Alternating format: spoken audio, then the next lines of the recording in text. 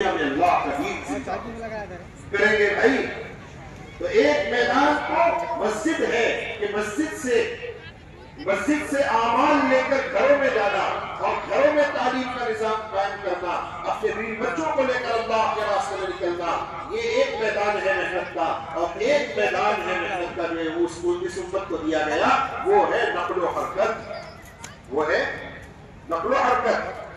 اللہ کے نبی صلی اللہ علیہ وسلم نے اس امت کو بیٹھی ہوئی امت بنا کر نہیں چھوڑا کہ بس تم اپنی دکان مکان کاروبار میں بیٹھے رہو باقی دنیا میں اللہ کا دین زندہ رہے مر جائے تمہیں اس سے کوئی فرق نہ پڑے. نہیں ایسی امت بنا کر نہیں چھوڑا، بلکہ حضور نے پوری زندگی اللہ کے دین کی محنت کے لیے قربانیاں دی اور صحابہ کو نقل و حرکت پر رکھا، صحابہ کو محنت پر رکھا.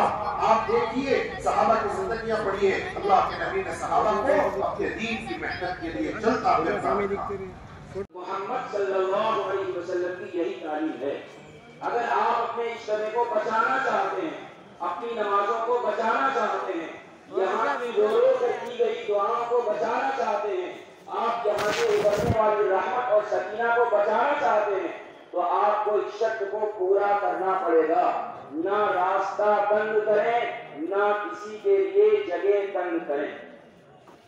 ایک آخری اور انتہائی ضروری بات یہ ہے